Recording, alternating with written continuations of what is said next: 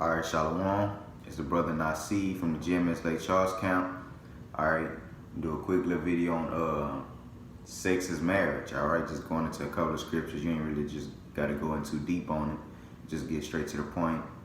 Alright, I'm gonna give all praise, honor, and glory to Yahweh, Ba'ashem, Yahweh Shah, Ba'ashem, Kwakadash. Double honors to the apostles and the elders of Great Millstone, and salutations to you, Occams on the four winds, pushing the truth to sincerity. Alright, so I'm gonna just jump on right into it. First scripture, I'm gonna get Genesis, because they tell you that they teach that in this society that sex before marriage is a sin when sex is marriage. Alright, that's what make you married. Alright, when you go into your woman. So this is Genesis 24 and verse, I'm gonna start at 64. Alright, and this is from the beginning of time. You know, this is in Genesis. Alright, the beginning. Alright, so it say for she had said unto, I'm gonna start 64, yeah. And Rebekah lifted up her eyes, and when she saw Isaac, she lighted off the camel. Alright, so Rebekah seen Isaac and was like, basically like, well, who was like, shit, who that is? Like she seen him, was like, shit, what's happening or whatever. Like she got off the camel. Alright, and it's 65. For she had said unto the servant, what man is this that walketh in the field to meet us? And the servant had said, it is my master. Therefore she took a veil. Alright, and it say and covered herself. Alright, because that's how women supposed to dress, you know, and that's how they did back then. Like she took a veil and like covered over her face or whatever. And it say and covered herself. This is 66. And the servant told Isaac all things that he had done. This 67. And Isaac brought her into, and this Isaac, what he did with Rebekah, it say, and Isaac brought her into his mother Sarah's tent and took Rebekah. All right, and what does it mean when they say he took Rebekah? All right, he took her. You know, he laid her down, knocked the boots. You feel me? He got him. You feel me? And it say that he took her into a tent. And if you look into that word tent basically means his home, or a home. You know what I mean? And it say and Isaac, no, Salaki. I'm gonna read it over. And Isaac brought her into his mother Sarah's tent and took Rebekah, and she became his wife. And he loved her, and Isaac was comforted and his mother after his mother's death. All right, so she became his wife after what? After he took her, after they went into that tent and laid down. All right, that's what happened, and that's how it went. So I'm gonna get another scripture. You know, because sex is marriage. When you take a woman, she become yours. All right, and that's anytime you see knew or he know, like he knew this woman, he basically had sex with this woman. That's how they knew who that woman was back then. All right, get another scripture.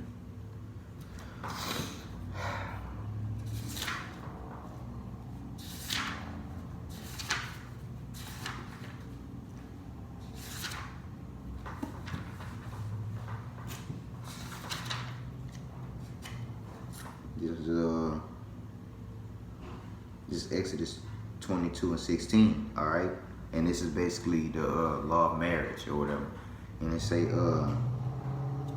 and after a man entice a maid, basically like, shit, what's up, mama? Like, what's your name? You feel me? Like, you married? Because first of all, you can't go into, like, that's why you ask it, are you married? Like, are you for somebody? You know what I mean? Because that's adultery. You know? Now that's a law. Sex before marriage is not, that's not even in the scriptures. All right, so that's void. All right, because sex is marriage. But if you take another man's woman, or if you take a woman that's married, basically that's adultery. All right, And I'm gonna get into like how it's basically no such thing as cheating on your woman, because the Lord had it set up to it. We can have multiple women, all right? But this is Exodus 22:16.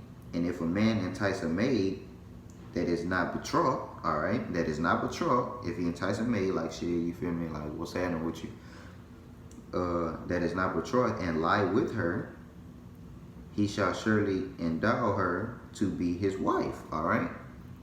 If you take a virgin and you bust her down, you feel me, that's your wife, all right? And this 17, if her father utterly refuse to give her unto him, he shall pay money according to the dowry of virgins.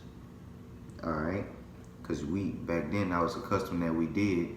You had to pay her parents to take her, like Jacob did with Leah and Rachel.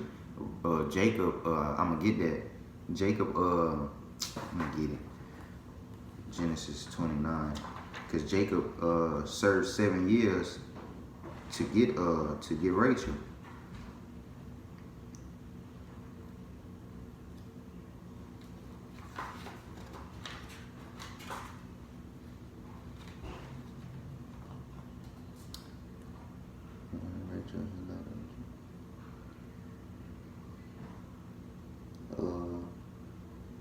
This is Genesis 29. Salakia.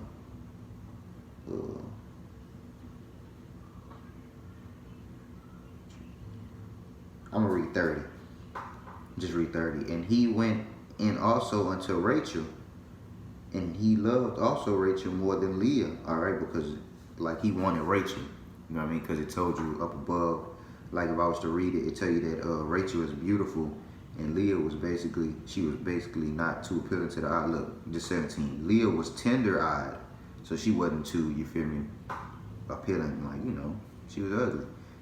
But Rachel was beautiful and well favored, so he favored, you feel me, Jacob favored Rachel. He wanted Rachel. But when he did the time and basically what he had to do to get Rachel, his wife, Laban, whatever his name is, basically his uncle, he basically sent in Leah instead of Rachel, you know what I mean? And then, you know, like if you read the story, Jacob was like, damn, you betrayed me or whatever, like what's going on? And he was like, Laban was like something like, if I'm not mistaken, he was like that they give